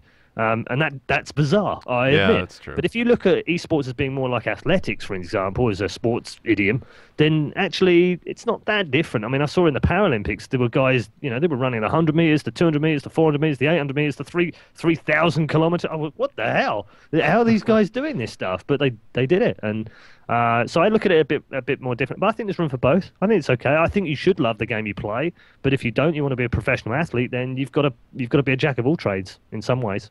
Yeah, That's true. And I can get that from like a progression standpoint. You start with something and then you tend to go where the money is. But Yeah. I'm more or less addressing this towards people who are looking to basically get into it at this point, kind of the next generation of gamers. What kind of competitive gamer are we breeding right now? For example, are they the people who are going to say, hey, I like this game, let me turn it into a career? Or are they, hey, I see this kind of money being put on the line, I'm going to go where the money is initially. I don't know. It's one of those points that just, kind of. No, I get it. out there for me. You're basically, let me rephrase this in English, from an English person's point of Translate. view. I'll translate. Okay, Translate what you're in basically English, saying Paul. is you are money-grabbing bitches and you don't really care about esports. There you go. There Did I you go. just paraphrase, or was that okay? No, that was good. Paul, That was someone good. brought up. Okay. Thank you. Someone actually tweeted at me. Is the only way to save CS:GO is to make it free to play? Will Khalees Yeah, was saying that. Is that You know what? is that that the was the answer to next everything right question. now? Just make it free to It's play. the answer to esports right now, because that's the very next question, because we're going to move on to StarCraft in a little moment, but that's the next question. Is free to play the savior of esports? Do we almost need all the multiplayer parts of the game, and I've always thought this anyway, to be free to play? Because that's how we started. If you think about it, we bought Unreal Tournament, we played the single player, if you were sad like me, and then you kind of realised that actually there was a multiplayer element, and you were like, oh, cool, that's kind of like an add-on, freebie, brilliant, I'll play it because it's kind of extra and free. And that's how multiplayer came about. The Quake never came with multiplayer. It was a standalone single-player game. It came about that Quake World came along and made it multiplayer and allowed you to play online, and it was an extra you had to download. So that's where we've come from. Nowadays, we kind of just we buy games because they're multiplayer. We don't really. I mean, how many times did you complete the Call of Duty single player? Oh, I beat the first. So if we're actually going back to like the old Call of school Duty COD, 4 was the last one I did. yeah, that's that. Okay, that exactly. After Call of Have you Duty done 4, I any never other played ones? them. No, and I'm sure they've got pretty decent storylines that actually the publishers and the developers have spent aeons producing and making them Yeah. massively cinematic and brilliant and fantastic, and yet none of us play it anymore. So, make the multiplayer free to play. I don't see why that's a big deal. I don't think people are going to lose money from doing that, especially if they can monetize it in the way that Riot have done Yeah. from the ground up. But that takes a The lot next of time. question is if you were going to do that for CS:GO, or you were going to do it for StarCraft 2, which is the next subject we're going to talk about, how do you do that with a game that's already built? Do you put stupid hats on at Christmas? I'm not going to buy hats for my fucking Counter-Strike players. I'm not going to run around with banana skins for fucking trousers. And I'm certainly not going to put fucking advertising on the banner links. So don't fucking give me that stuff, because I'm not buying it. That would be pretty awesome to see a banana running around Oh, in it the would. CS match, That though, would be. to be honest. That would probably work for pubs, obviously not work for competitive shit, but yeah, I don't know. Free to play is interesting. I think that everyone is looking at that kind of model right now in the entire gaming world. Developers, consumers, everyone is looking at that and wondering, how do I get into this? Should we get into this? Do we need to develop for this? But I think it's a type of I think if you're making a free-to-play game, you have to start from the very beginning. Because like you Agreed. said, how would you make StarCraft multiplayer free-to-play? No one actually cares about these decals that you get in-game. Do you know the thing is, Dustin Browner is a freaking genius. Yeah. But when he said at the Valencia Esports Conference, yes, they would consider it, I sat there and thought, if that had been anyone else, I would have just laughed my head off. But because it's him, I kind of go, yeah, he'll probably find some genius way of doing it. Probably. I don't know what it is. Yeah, Blizzard is pretty smart. I don't know what it is, though. I mean, I think portraits are kind of what they give away for their collector's editions, but no one's going to buy a fucking portrait. Maybe you sell, maybe for portraits you can sell kind of like what Dota's doing with their team pennants. You can put like a team logo there, but I don't think anyone else actually sees those portraits. Maybe No. maybe And when you're so the loading the only- game, that's it. But So the only way you can really do it in StarCraft is to release new races, and then that There you instantly go. fucks the game. Yeah. There I you mean, pay to win is How do you- not an option, Yeah, no, especially exactly. in I mean, esports. if I've got to play Counter-Strike and I start off with a Glock, and I got to spend $15 to get myself an M4, Jesus, I'm not going to do that. I mean, Yeah. imagine doing a clan match like that. and I don't sorry, think developers guys. would Sorry, do guys, that but as I've only well. got a Glock. Oh well, you're out. We'll get someone else in who's already bought an AWP. I don't think developers would do that as well. The No. Valve and they'll never do that. They'll never make you pay for the guns. And Blizzard, I don't know what you monetize in StarCraft 2. You can't monetize units. You can't. everything has to be kind of. It would have to be like very cosmetic. Yeah, I everything. mean, It's all cosmetic. There's nothing it else. has to be. I don't know Or what different that is. abilities. I just, that would never work. Yeah. I mean, what custom dances for your units? Maybe. I do have a suggestion for StarCraft, though, guys. What's that? Well, you Oh, should just dear. pay to play as Zerg. There you go. There you go. That would fix everything right now. Fix everything right now. Yeah, for sure. I'm going to send it off to Dustin in an email. Let me type that up right now. Yeah. Maybe unit skins, cryptics, but then it comes down to like for new players, the hardest part of StarCraft is learning every fucking thing that's going on. Tell me about it. So if you change the way the unit looks, a person can jump into a game and be like, what the fuck is this thing? That's not a Zergling. That's some fucking weird creature with a Christmas hat on that's fucking blinking Seriously, red and green. The first time shit started coming out the floor in my base, I was just like, holy shit! Yeah, How do I exactly. get that stuff? Maybe That's different ridiculous. creep color. Didn't they say, you guys, unless you follow StarCraft pretty closely, didn't they say that they were looking into different colored creeps or something like that for different Zergs? Wow. I hope I think not. they said that they were trying to do that. I don't know. Okay, here, I've had the solution. You can pay to get your own custom color in ladder games. Whoa. Oh, yeah. Oh, I'm custom totally color, Mind maybe. fucking blown, right? That would work. Yeah, is that 16 color or 16.7 million? I think you can do like, I think you could basically How get about your own stripes RGB and chart, spots? and you could just make it all yourself, and just, how awesome would that be? Well, Pink Zerglings with spots on in light blue. the other question is, if StarCraft does go free to play, does Blizzard make their Blizzard bucks, or how is that? Is it just a straight dollar-to-dollar monetization, or how does that? Because I mean, they have that kind of right now. You can put money into your Blizzard account, I believe. But where do they create yeah, Blizzard you can. bucks? Like, is that like how? Because you have to earn it somehow in game. Do you get these points, which then could be turned into dollars for winning a game? Because then pros are going to be fucking rich and just translate that shit or transfer that shit like every day when they just win constantly on the North American server. 'Cause it's Or terrible. are we talking about free to play because Dustin Browder said they would consider it, but actually that maybe they won't. Maybe that because traditionally the way they've made their money on that game is that we'll release one and then a couple of years later we'll work on it and we'll release a new one, and that's what we've got with Heart of the Swarm. Yeah. So in 2 years from now, do we release another one and that's how they make their money? I don't know. I don't know.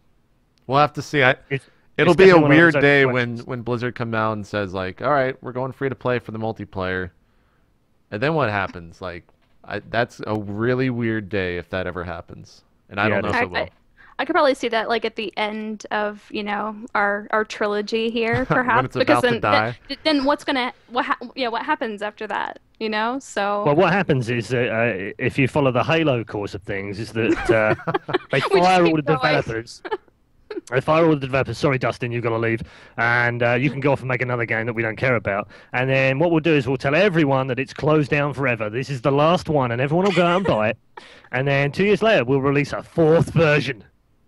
yeah, Yeah. I could see that happening. Oh, I see that happening. drives me. Don't get me on Halo either, please. And don't start JP off because JP will just explode. Yeah. And I'll probably buy Halo 4. That's the worst fucking No, part. dude, Paul. don't. That's the worst part. That's the worst part. They've turned him. Bad. They have bad. turned. It's got So a the end of pistol, the Paul. season's coming. The end of the season for World Championship Series is coming. While we're on the subject of StarCraft 2. Yeah, there's stuff happening this weekend. There's stuff happening this week. Yeah. In all the excitement about the LoL World Finals 2, let's just sit back a second and remember that StarCraft 2 is fucking enormous and awesome at the same time. And yet, seriously, have you read anything in terms of even remotely an interesting preview of what's going on this week? Do you even know what's going on this weekend? Paul, this is actually a sad story, but I do Esports Weekly, small plug there, but I didn't even know that WCS Asia was this weekend, Right, and I do a show about what's going on in the StarCraft scene. What in the where is the marketing for that? Where is the where? There's nothing. No, that's what worries me. I'm like, well, do you remember before? I mean, North American WCS final, there was some good hype, and then it was a great tournament. I don't think it was quite the hype it could have been, but then there was WCS Europe, and holy mother of Mary. I mean, hundreds of thousands of people tuning in. An amazing tournament, fantastic games, brilliant commentary, phenomenal crowd, brilliant people tuning in. I mean, it just had absolutely everything. Terrific production from DreamHack as well, and everyone was like, Jesus, how do we top? We've still got the Asian finals and we've still got the Worlds. How are we going to top this right now? And I tell you how we top it. We just don't talk about anything. We just don't tell anyone that these are coming on this weekend. I mean, what the hell? Well, I mean, it's going to be boring to watch, in my opinion. Certain matches are going to be boring to watch. I mean, you have, what, is it 4 Terran in the entire lineup? You have no Korean Terran at all. So you're going to be watching PvP mirrors and PvZ and ZVZ. I mean, ZVZ. And then basically the quarterfinal is already looking like it will be 7 Koreans and then pick one from Taiwan or China. Exactly. Here's the player list right here. Wait, because of the way the brackets are set. Actually, JP, have you got the brackets? Yeah, I've got them up. You stick the brackets up. So yeah, I mean, you know, with the brackets, you can see that actually, there's. I should also tell you that there's 3 already qualified out of this. Now, if I'm not mistaken, Creator from Korea is already through. Yes. From China is already through, and I think Sen as well from Taiwan is already qualified. So there are 6 spots to go. I'm pretty sure he is. There are 6 spots to go through to the World Finals, but 3 are already taken. So effectively, those 3 could finish in the top 6 or 7. So we could be looking at a top 9 going through, which does at least give the Chinese, the guys from Thailand and Singapore, Malaysia and Taiwan, does give them, sorry, Chinese Taipei, my bad, or Taiwan, whatever. It does give them a chance of going through. But there's at least 7 Koreans going to make their way through. And I say 7. There are 10 in the tournament, but because the way the brackets are already set out, there is only 1 spot at the very lower bracket where Dimming, Fly, Top, and Apro are in that bottom bracket who can make it through to the quarterfinals without meeting a Korean. And true. Unfortunately, Hero and Hero are in the opposite side of the bracket. So my wish for the commentators to have a real fucking mindfuck game of Hero versus Hero might not come true unless they make the final, which I don't think they will. Have they said who's casting this? Yeah, no. Artosis is casting it. Tasteless had visa issues at the last moment, so he's unfortunately not going to be there. I know Rob's we've going got over there. It's going to be so weird. And who Rob else? Simpson, I know. Yeah, Rob, Artosis, Jarosar. Oh yeah, Jarosar and Grubby. That's right. Yeah. So it's got big names. It's got the right people. Yeah, it's got all the right people. There's you know, it's the right tournament. It's got great players. It's got Koreans. You know, if anyone else was to say to you, look, there's 10 Korean star players in this. It's got phenomenal hosting, phenomenal talent on the commentary decks. It's going to go out live all over. We'd be making a fuckload of fuss about this, and yet I've heard nothing.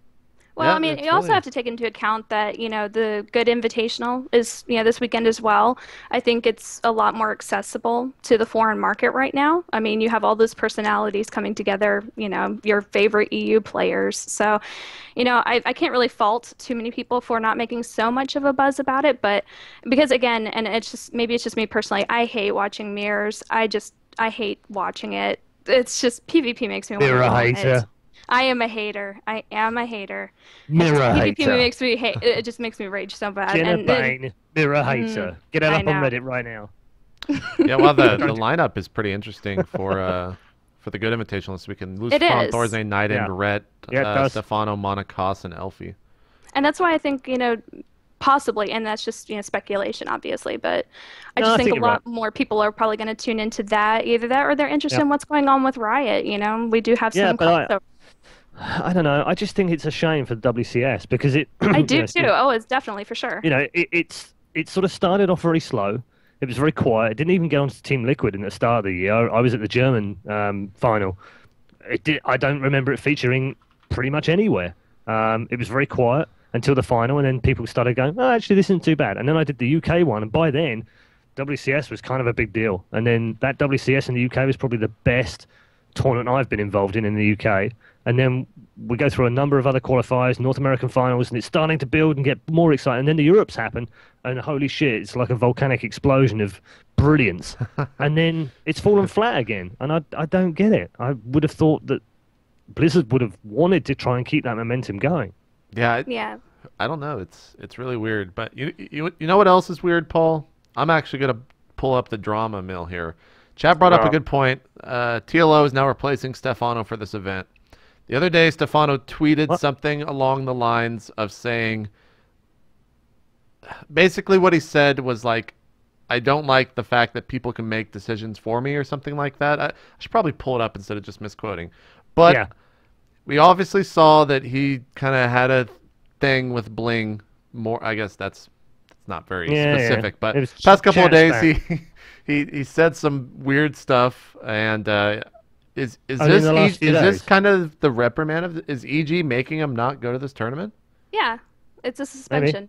It's, it's pretty commonplace. It's just like, something else happens. If you're an EG player, or, I don't think it's just an EG thing. I think it's, any team really where they want their players to act a certain way socially. Certain things are labeled unacceptable. If you're, hauled off to jail because you're vomiting at a club, for example, right after an event, then expect to be reprimanded, either fined or, suspended. But I just find it very interesting that he's been canceling all of the events for basically like a 30-day period, but not notifying tournaments beyond that 30 days that he won't Right. participate. So I'm pretty sure that this is just an EG suspension, and we'll probably be able to see him. I know he's participating at Lone Star Clash, so I would assume that suspension will be lifted at that point. Yeah, here's the actual tweet. Some people's stupidity makes me regret / hate my choice on going professional on StarCraft, which makes me play worse and worse. Is that related to EG? Yeah. And then did he get in trouble Yeah. for that? Is that why he canceled out on the Good Invitational? He also says, I'll give explanations about the non-participation in the Good Invitational, but there's a good news, be patient. It's just a suspension. It's not like him being kicked off the team. I imagine that there probably was a point where he probably was looking at getting fined or even harsher, I'm sure he so- was fined in some sense. Probably. Well, I mean, suspension is getting fined when you're Stefano anyway. Yeah, that's true. Think about it. That's true. So Yeah, I don't know. I mean, you can stop him going to tournaments, but you can't take Stefano out of Stefano. He Yeah. is who he is. And, you said that he's been saying some stupid shit lately. No, he's been saying stupid shit for a long time. And But he wasn't part of EG while saying it. No, That's the I thing. think that's you're right. It's the key difference. He's now in a team which won't put up with it. And I don't know. I know exactly who's going to win that battle, and that will be Scoots and no one else. Pretty much. Yeah, EG will not lose that battle. And if they have to get rid of a player, I'm sure they'll rather get rid of a player. As much as I know Alex and Scoots from old, they're not going to put up with that stuff. The problem is that I don't think Stefano's going to change. And I think maybe there is an element of EG thinking actually that their professionalism and their approach can help tame him and not take out of him what is so good about him and what is good to watch about him. And there's no doubt about that. He is fun to watch, and he's great for TV. But maybe they feel they can tone it down a little bit without losing that extrovert that he's undoubtedly got. Well, Huck, time will tell. They did. I mean, Huck was kind of like that in some sense. Huck was Not on the same level. not on the same level by any means, but Huck definitely, I think, has kind of changed over the course of his EG contract. So Sure. for the Yeah, better. I'm not obviously. saying that players can't change, but Stefano's such a wild child. He really is. Yeah. I don't think you it's know, really it- changing, though. I think it's more or less of, calm down what you do in public, or calm down what people are able to find out about you. Yeah. It's kind of one of those, situations. I don't really believe that EG is out to change these people entirely. I think that they are basically just saying, don't air your dirty laundry in public kind of Well, they're situation. teaching him. So- I mean, they're teaching him. He's a guy that's earning an awful lot of money. He's exposed to press and publicity all the time. He's had no training. He's had no formal Yeah. media training, and it's that kind of support I'm talking about. I'm not talking about Yeah. training him as a person, but just giving him the things and the tools that he hasn't had. And I'm not maligning Millennium for this, but he hasn't had that kind of experience yet of playing for a global brand like EG, where there are certain expectations of how players act in public, and I don't think there's anything wrong with that. My worry is that they won't necessarily do what they need to do, and he may not take it on board. But Yeah. I hope I'm wrong. No, I mean, I spoke to him this morning, and it was just kind of one of those situations. He tells me that he's learning to grow up, and it's In public, it's by the way, which is Yeah. really fucking hard. Oh, that's hard. it's very hard. Yeah. All right, sorry to, Okay. to derail what was No, going on. no, it's all good. We're on. But we're it's on like no StarCraft one's else 2. talking about WCS Asia, so. No, and that's good. Wait, so looking forward to I mean, we've still got the World Final to come, the Battle.net Final for World Championship Series for StarCraft 2. I'm assuming it's going to be a monster Yeah. tournament. It's going to be in China, so you can guarantee it will have a crowd like no other. For anyone that's not been to China, trust me, crowds are insane. They even take pictures of you while you're in the toilet having a piss. Yeah. Yes, that did happen. Yep. Poor Grubby. They are I crazy know. fanatical people, so it's undoubtedly going to be huge. I know there's some disappointment about the fact that it's not going to be hosted and casted in pure English, but I'm pretty sure that it's going to have English casters and it's going to go out live over the internet. Yes, it will. Beyond that, don't panic on that stretch. But yeah, it's going to be a little bit different. I still think it's going to be massive. But looking further ahead than that, and I'm trying to get too ahead of myself, but 2013, where do you think the World Championship Series goes? How can it grow? How can it evolve from where it was this year? How can it top what it did at WCS Europe? What does it need to do? What?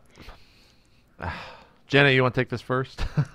Well, first of all, I just think that they need to have better communication with the, event venue organizers that, they run in conjunction with. Like, for example, when we've seen like North American WCS, run in conjunction with MLG Raleigh, I don't know, I felt underwhelmed about the entire event. I didn't feel like I was as informed because so many things were going on at the same time. It's splitting the audience. And I mean, as soon as you saw that award ceremony, I kind of felt a real letdown. I just felt like it should have been a bigger thing than it was. And, Talking about I think the WCS Europe one? no, North America. Are you kidding? Oh, North America. Yeah. Are you kidding? Oh, well, No, that falls on MLG more I was than. like, wow, Yeah. really? I thought it was So like no, Blizzard. I'm just saying as far as WCS is concerned, I just think that perhaps they need to make their what they want to have done in these events a little more clear, that it Yeah. is all about the hype, that we do need to be doing some type of consistency, fact checking along the way. It can't be here we're building up and this is awesome, this is a great event, and then hey, here's MLG Raleigh and we're also doing North America WCS, it's going to be great, stay tuned. And then all of a sudden you have DreamHack organizers doing EU and it's like, oh my God, what the hell just happened? Where did this come from? So I just would like to really see some consistency. That's all. Yeah, no, and you're right. And I think the lack of consistency comes down to the fact that you've got not just different tournaments running their tournament for them, but you've also got different people in different regions. So you've got Mark Olberts, for instance, who is heading up an amazing team out of Paris for Blizzard Paris, who have done all of Europe, by the way. They probably had the biggest job of all the worldwide Blizzard partners to do it, with more countries to do than anyone else. So they were concentrating on what they were doing, and they were learning very quickly as they went through different tournaments. You then had the North American guys doing their thing, and the Asians doing their thing. So, when we're talking about we want consistency from the tournament, absolutely we do. But one of the reasons we're not going to get it at the moment anyway is because, even in Blizzard terms, the people actually dealing with each of the tournaments is different, as well as the fact that the tournament hosts are also different. So there's no wonder we're going to get inconsistency. I think 2013 will be an interesting year for Blizzard. I honestly think they've been looking at what everyone else is doing this year. WCS has been a great endeavor that they've taken on. I mean, WCS EU finals were obviously awesome, and I'm sure the grand finals I know they're going to be awesome. But I think we'll see something different in 2013 from Blizzard. I honestly do. I think WCS will probably continue, but there will probably be more.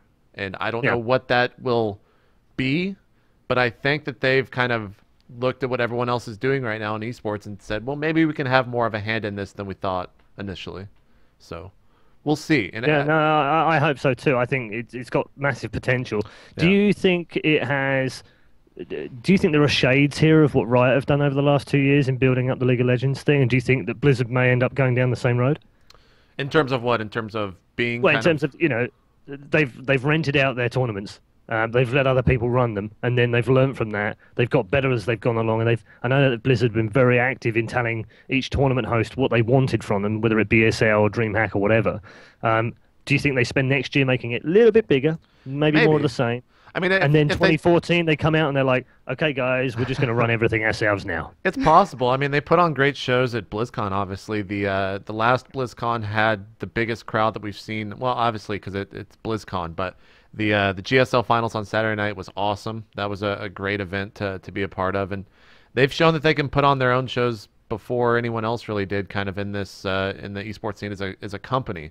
So if they go that route, sure, but I don't think Blizzard will. I think they'll continue to use these partners, the MLGs, the DreamHacks, and Yep. whatnot, and maybe NASL for Canada. I don't see why they wouldn't do that again, but they'll probably still continue to rely on those partners. Hopefully, like Genna was saying, they'll have more of a guideline for them. But I think for MLG to put on an entirely new tournament, it's pretty costly, and I don't obviously know how much it cost or anything like that. But I really wonder how much DreamHack actually paid for that event. Dude, so do I. Like, That was that all honestly, Blizzard? that- Like, Well, I would imagine it was on the amount of money that Blizzard could afford to put into it and how much DreamHack wanted to spend on it. But I don't honestly know. I know I worked at the event and I worked for both companies, but I have no idea how much they pay for that place. But what I can tell you is this. That place is mind-blowingly good, and Yeah. it's the premier, not just in Stockholm, it's the premier arena event in the whole of Scandinavia. There is nothing bigger. I mean, just to give you an idea of who was playing there, you guys might have heard a guy called Justin Bieber. He was on just after us, and there was another guy called Michael McIntyre, and then the Rolling Stones, and then crazy amount of worldwide talent play at that venue, and we fucking played there. I mean, oh my god. I've always said that EU Awesome. venues are just so much better equipped are. for these types of things than North American You, venues. you guys have got some amazing. I mean, why don't we use the Staples Center for League of Legends? I mean, that would have been mind blowing, wouldn't I it? was wondering that too. What Yeah. what's the actual stadium they're using? It's a college stadium, right? Yeah. For But then I what's don't know the what the what's team the is place now. next to the Staples Center, which I have. Oh, I I've don't. been, what did I do? That was WCG LA actually. I have no idea. WCG 2010, I think. Grand Finals was in the hall that's connected or just to the side of the Staples Center. I mean, that place was great as well. So I don't know, but you know, Yeah. hey, we were at the Playboy Mansion for the CGS. Fuck, let's do another one there. Yeah. With the peacocks running around making a noise and the monkeys squealing at you in the background. Are there a lot Lots of topless women running around. Paul over in I don't know that much about Europe in terms of like renting out these things, but do you have to go through unions and whatnot to do a lot of the work? No, not in the same way. I mean, like Okay. if you want a Jacob Javits Center in New York, then you don't even put a fucking plug in a socket Yeah, without yeah. some union guy saying, "Hey, buddy, what the fuck are you doing?" Yeah, I know that happened Yeah. at E3. Like Right, at yeah, it E3, happened to if me you a walk lot. in there, Yeah. you can't actually Yeah. put a light bulb in without someone else No, doing it you can't for do anything. Absolutely. So no, we don't have those kind of restrictions. Not in most countries in Europe anyway. Okay. And we certainly don't have to go through unions to get into buildings and plug power and that sort of stuff in. So it's nowhere near the same. Okay. So You guys have it tough.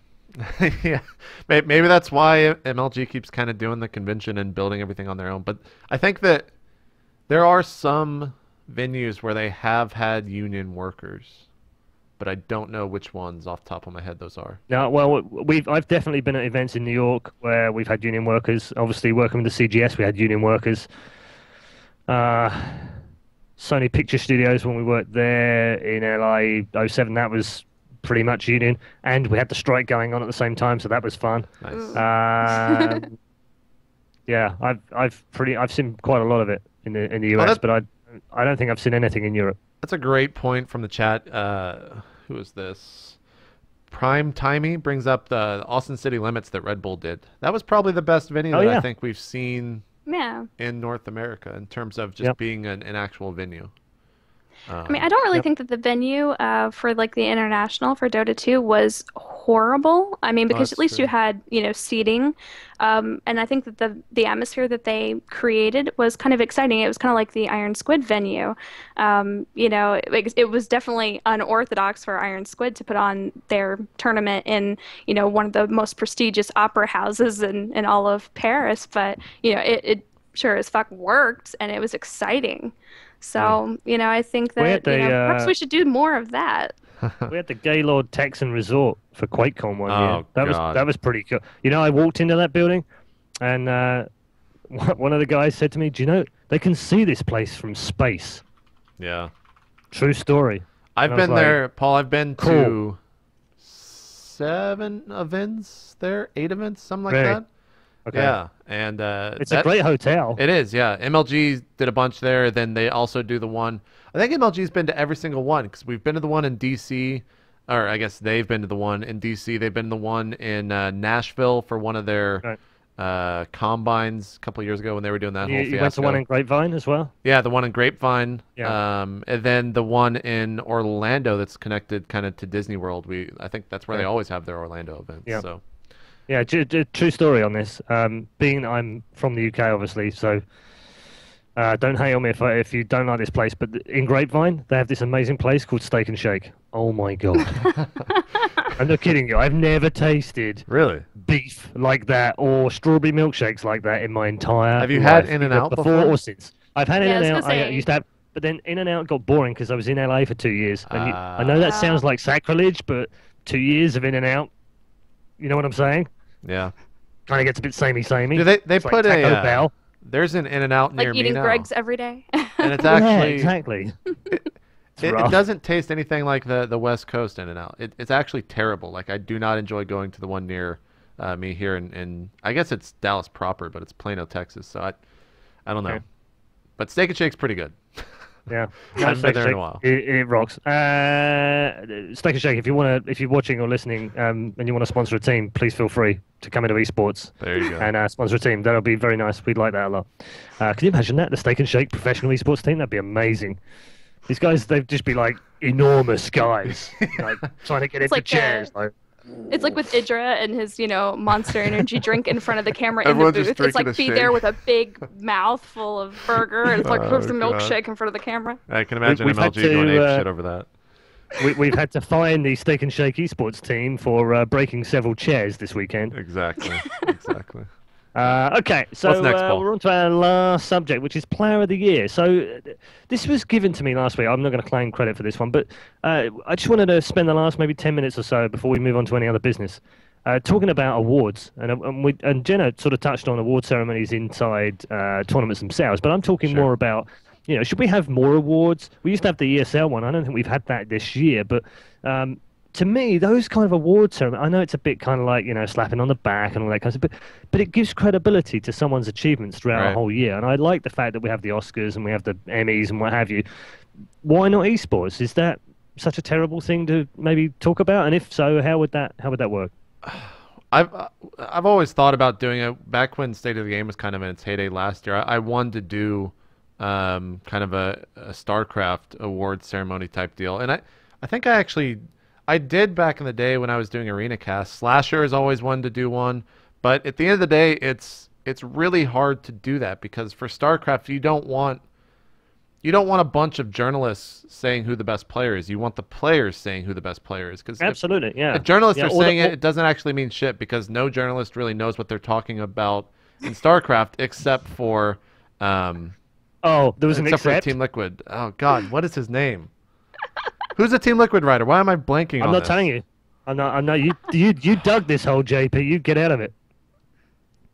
I'm just gonna look at chat and just wait. Aw. Let's just wait. Wax Angel, here we go. T minus. Wax Angel is the Wah, only wah, wah. writer that Yeah. knows what he's talking about when it comes to StarCraft. No one else really does, unless they're a player or So a Wax commentator Angel like should just Apollo. be the go-to for all of these awards. Okay, so we'll That's just what I'm ask saying. Wax. Like, there is no go-to except for Wax. No, we'll appoint Wax the president of award ceremonies, and he There can you choose. go. Well, that'll be awkward because Move him on along. camera is. Do you not think that we can?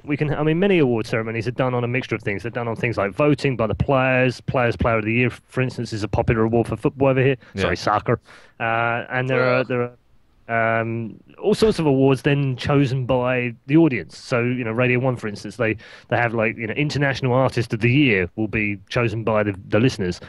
So there's a way that we could combine all of that and then make it a mixture of people. It could be a journalist vote for player or whatever. There could be crowd voting for a particular player of the year or commentator of the year, for instance. I mean, commentators don't get enough awards. Has any commentator ever won an award, by the way? Ever? My husband won an award. but Did he? that was for shoutcasting like a long time ago. It was given to him by Yeah. Blizzard. Yeah, Really? it's not very. I mean, we gave a gold medal to Sean Apollo in 2010. Aw, The WCG actually gave us a proper gold WCG medal to award to Cool. our MVP for the weekend, and we gave it to Apollo. So Huh. there's been a few, but they're all kind of ad hoc, kind of relying on Yeah. other people to do a good deed. But Wasn't there's no there, harm in there was all a that stuff, is European there? one for a while that did an award show, didn't they? Because I remember Yeah, ESL. Midway got a fucking with award Turf. for writing some article. Yeah, And it was like- Turtle Entertainment did the Esports Awards for many years, and it Yeah. didn't happen this year. I don't know why, but it didn't. Huh. And that was always pretty good. I mean, yeah, I was nominated. Do you know what? It's bizarre, and I have this is a gripe now. So, like, I'm not going to save this to the end. This is a gripe. A few years ago, I took a photograph. I love photography. It's like an amateur thing for me. But anyway, I took a photograph of Grubby, and it was the most freaking amazing fucking capture I'd ever had in esports, and it had him welling up just after he won the WCG again, and I was just like, holy shit. And someone turned to me and they were like, dude, that's esports photo of the year, no doubt about it. And I was like, actually, I should definitely send it in. So when it came around, I sent it in. It didn't even make the fucking list. wow.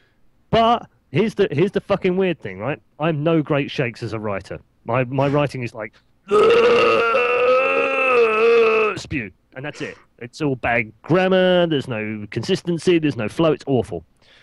And yet one of my pieces got nominated, and it reached the finals. How? Wow. How? I don't know. It was awful.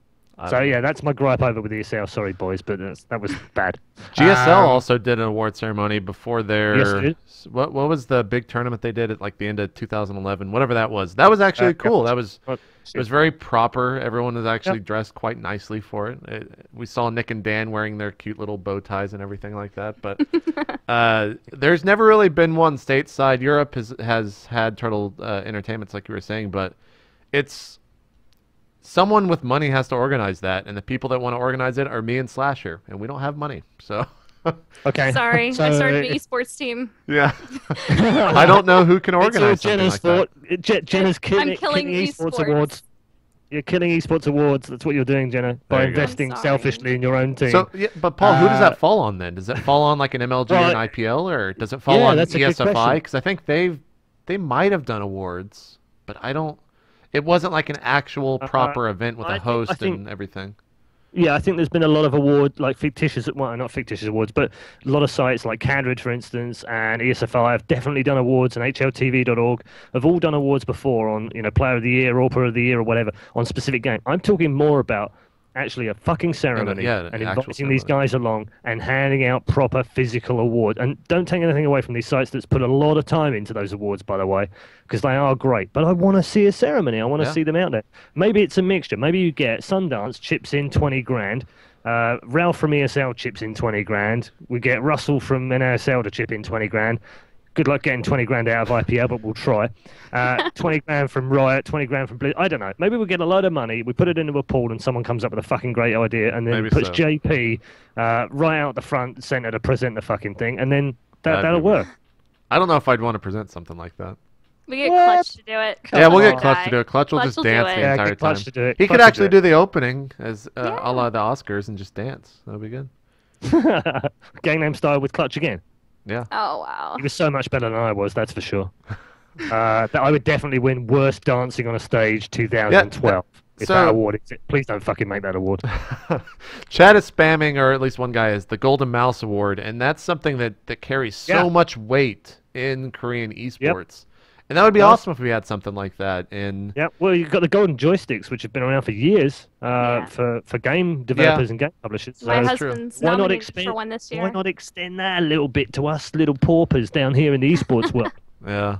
Well, then they had some. There was actually an award ceremony last night, I think, in Austin for GDC game. Maybe it was just the Game Developers Award ceremony or Okay. something. But I don't know. Riot actually won like 10 things there, believe it or Really? not. So we need I mean, something every like that. in convention esports. has awards. I mean, E3 always, they have their awards. PAX have their awards. Yeah, you yeah, know? they do. Yeah, did Riot win the longest ever esports match award? No. They probably could. Oh, I fucking went there. They probably They could. haven't seen Grubby play, not Goody play StarCraft 2 yet. Oh, I went there. True. Jesus. I They don't could know. have went longer. Paul, the Best question recipe I, of this show. I want to rephrase the question. I guess who does it fall on specifically to do that? Is it Well, that's what I said. is it player voted? Yeah. Is it well? I guess for like the I actual think award so. ceremony, who is? Yeah, no, I think it's a mixture. I think you have Popular Player of the Year award, and that gets voted for by Reddit. No, actually, fuck God. it. Don't give it to Oh them. my god. Then it becomes a popularity You can't contest. give that to them. Are you mad? Reddit gets burnt yet again. I don't know, but you do. You're making a mixture. You get involvement from the communities. You look at all the different people that are in. You have a LoL Player of the Year. You have a LoL Team of the Year. You have a StarCraft Player of the Year. You have a Counter-Strike Player, whatever. And you get communities involved, but then you also get journalists involved, and then you get the players involved because that's the most important thing. Yeah. And then it goes from there. I think that's fine. I think you could even get the heads of all the tournaments together and just go, the tournament's player of the season is. Yeah, that'd be awesome. It definitely needs to happen. As long as it doesn't end up like the MTV VMAs or something, where basically the only people that win are the people who show up to the event. Well, I mean, I think the way that the Turtle Entertainment Awards ran, and don't quote me on this because I'm not entirely sure, but I think they had like a panel, and it was a mixture of commentators, players, team managers, journalists, people at ESL, just a whole group of people, and they were given the chance to decide who should be nominated, who should be voted on, and what have you. And that seemed okay. That seems reasonable. But it's almost it's like the Oscars. It's in the background, and who the fuck knows who votes on who and who's paying who to win what award. So then the next question is, Paul, Hey, hang on. There was a lifetime award given away to a guy. A lifetime award in esports? Since got what? that? 95? Really? Fatality. One. Grubby Oh, that's baby. right. That's right. I forgot about that. These guys are great, and don't get me wrong, I love Fat and I love Grubby, but a lifetime of sports, and they're not Lifetime. even out of their 20s? Yeah, that's kind of weird. That is kind of weird. So, Paul, the next question: what is the actual thing that we give away? Because like the Oscars have the Oscars, and everyone else has like these legendary trophy-esque type things. What is it that we give away for esports? It can't be a mouse because not every esport can't is do a mouse. gold mouse. You can't do a joystick, which we wouldn't do anyway. Yeah. It's a good question. Maybe we throw it open. Maybe Reddit can tell us. I don't know. I'm not sure, but yeah, we need something, don't we? And we couldn't definitely need something. knock it off from Blizzard. So I don't think they'd take too kindly to us using like a Bainling or something. Yeah, well, we couldn't do that because then, like, if a League of Legends make it guy gets a game-specific. Bainling, he's like, Yeah. "The fuck is this thing? I don't want." It's like the Golden You could make it Python game-specific. Awards. No, you can't do a monitor because that's specific to PC. Yeah. I'm I think they reading should off give away chat. towers for LoL players. Golden towers. A statue of Boxer. No. Oh you- wow. Oh, golden now boxer. we're talking the boxers. The Boxers. That's the That's name of where our it's at. Whoever Yeah. said that is freaking genius. laser The flip. nine. Boxers, you heard it here first. Esports Awards 2013. The Boxers are coming Maybe to we you. invent a new controller, which is a mouse and keyboard, as well as an actual controller and a joystick, all in one. And that's what the award is. That's what it is. That would just be like a sensory glove. We'll Actually, get, that we'll get- wouldn't be that hard. We'll get Mad Cats to make it. They're into making those weird peripherals. We'll do it. That's Weird. what it'll be, and it'll have to be golden. That's the only thing. Yeah, they have to be golden. And Yeah. not just like painted gold either. Like fake gold. Oh, a gonna power make a glove. chocolate. That's actually smart. Hang on. Like, I've got to get up. Hang on a sec. Like,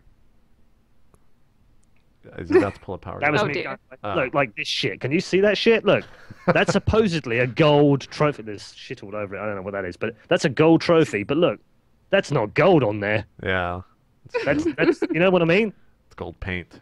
Christ, real trophies, not fake ones.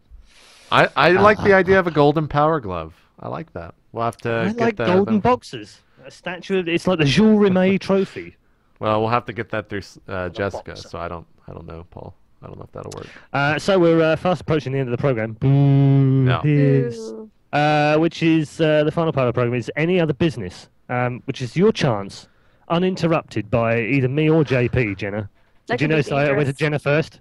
Yeah. You get 30 seconds to talk about what really is annoying you in esports right now. Your time Oh, starts now. dear Lord. Oh gosh, the amount of tournaments that are taking place every month. November's going to be an absolute clusterfuck of tournaments. You have MLG Dallas, Lone Star Clash, IPL 5. It's just DreamHack winner, everything. It's just ridiculous. Tournaments not using cloaked maps also pisses me off. Other players being able to deconstruct your builds and dissect stuff is just ridiculous. Yeah, okay, that's about it. I'm done. Wow, that's 20 seconds. That's pretty good. Oh, I have Uh, thought about this. I read that JP. question in my email. I thought about it. JP, do you want to take the extra 10 seconds, or I've been do you- ranting a you- lot this episode. I don't You think I have, have I know. anything to It's- rant. Are you okay, buddy? Do you need the hospital or? Yeah, I'm all right. I'm all right. I Okay. don't think there's anything that I need to rant about right now. Wow. Yeah. I mean, I Really? could go off on Reddit, but then at the end of the day, it's actually like a good thing that all those posts have popped up today. No, I don't. Yeah, Reddit loves you again. Do they? It's kind of like this weird. I don't think it's actually love. It's more like they want me to produce something for them, and then they'll love me for that. But right now, it's like we're about to get You pissed just off at produced you, this JP. You just produced this show. Just so everyone knows, JP did this show. This wasn't me or Genna. This was JP. JP did all the graphics. It's tough. He got us pushing those together. buttons. He got up late. He didn't get out of the shower until about half an hour before the show. Yeah. He's put in some hard nights on I was this, trust me. dedicated. I mean, and it's not like he actually took the time to come up with a decent name, though. I mean, State of the Blame is not the name of the show. It No. could be. No, this Very is well the could be. RGNRNRES show. God, that's got to be an acronym, Paul. That, Yeah, well, an acronym for shit. let's see. You can't say The anything random, there. general, non-recurring, non-regular esports show that I can't even remember how to say. I have to look at the screen to read it. Yeah, that's true. So we definitely need a new name. That's true. So JP, really seriously, you've got nothing to I have rant about? nothing to rant about right now. Wow, okay. I Wow. think we're all ranted out. Maybe Um, so. Yeah, I mean, my only rant this week is non-esports related, which is, I sort of spoiled the show by bringing it in about 10 minutes into the show, which is Worthing Borough Council, who just suck. My rant is this. So these guys basically charged me £70 for parking in a zone 2 minutes before I was allowed to actually park there to go in and have some physio on my leg at the hospital, okay? If that's not criminal, I don't know what is. So that's my personal rant of the week. Here's my question to all of the people that are in the channel right now, and you can chip in with this, and I will honestly reply with the best one.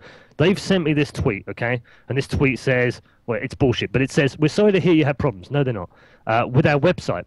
Have you tried rebooting your machine or visiting us between 9 and 9:20? Now, okay, the rebooting thing, I get it. They're tech support, and tech support generally say, have you tried rebooting? Because everyone's thick and everyone doesn't understand how to run a computer. So I understand that. That's not my problem. Why come back to them between 9 and 9:20? What special fucking cosmic event is going to happen between 9 and 9:20 that makes their website fucking work and take my card?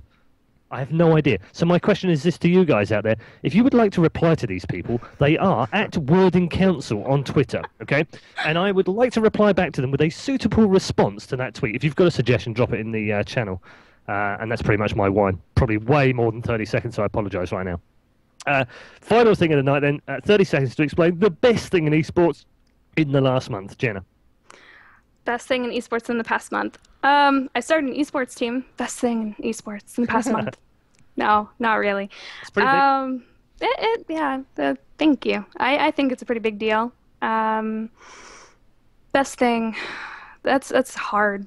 That is actually kind of hard for me to come up with something that's really great. I guess just maybe exposure. It seems like, with everything, even though Riot have kind of messed things up as far as, LoL's concerned, I still think it is pretty monumental that we're able to, showcase big events and actually get that amount of viewers and that much support for esports. So, I know that's not really just in the past month, but, for me, that's probably the only thing that I can think of that is so positive right now. I just, as a team owner, I don't really have a whole lot to be, massively cheerful about. Okay. That's pretty positive, though. I like that. I tried. Do well. JP, what's your positive story of the month? Come on, man. Drag it out of the barrels of doom. The best thing in esports in the past month. Best thing was watching MVP play Rain, I guess it was 2 nights ago or something like that. Because, and And I said this actually in a video blog as well. It was the first match that I have been excited about in StarCraft 2 for probably a very, very long time. And I don't know why it was. I guess it was because of the storyline there, kind of Kespa going up against the GSL player, Rain possibly making a second final with the OSL GSL thing. But for whatever reason, I cannot enjoy watching foreigners play, and I'm probably gonna get a ton of shit for that. But I do not enjoy watching them play. I'd rather watch the best of the best instead of watching players that probably don't practice all that much. Ooh. That's just ouch. That's how it is. JP just burned the foreigners. And they'll probably tell me how bad of a commentator I am, blah blah blah blah blah. But at the end of the day, you're probably not practicing if you're doing that. So JP will be the only one watching WCS Asia. I will be the only one watching WCS Asia. Everyone else. I do want to see how well the Chinese players do. That is an interesting point to me. I'm interested by the Taiwanese and the guy from Thailand as well to see how they're going to play against some of the Koreans. But I fully expect 7 Koreans to be in the quarterfinals. That wasn't positive at all, 7, by the way. I apologize, Paul. No, it wasn't a positive. That was your rant, I'm pretty sure. Maybe that was my rant. Maybe so. I'm going to try and pick it up by ending on the fact that my favourite part of the month was actually, I know some people might not believe me, because this is kind of, I've done WCS Europe and a couple of other things in the last month, but actually my personal highlight this month was actually watching Tasia come back against 4GG at the DreamHack Valencia final, because it was just brilliant. It was absolutely brilliant. And the commentary alongside it from the two guys, Apollo, was absolutely fantastic, along with Kevin. So that was my personal highlight in the last 4 weeks or so of esports. And trust me, there's been some really big stuff going on in the last 4 weeks that I've been involved in and taken on. So yeah, all good. Good. Good show, guys. Thank you very much for putting it together, JP. Thanks for coming on, Genna. This has been the officially... wait until I actually get to the page. This is going to be quite embarrassing now. Look, I'm trying to shut the show, and I can't actually remember the name of the fucking show. JP, give me the fucking overlay. JP, give me the overlay. You've got it. Give me the fucking overlay. What do you mean? I can't read it on that small... This is no way to shut down a fucking show. This is my rant now. It's starting to become my fucking rant. Here, we'll put this on. I like that one better. Thanks for tuning in, ladies and gentlemen, for the random, general, non-recurring, non-regular esports show. Thank fuck we won't be back. There you go. Peace.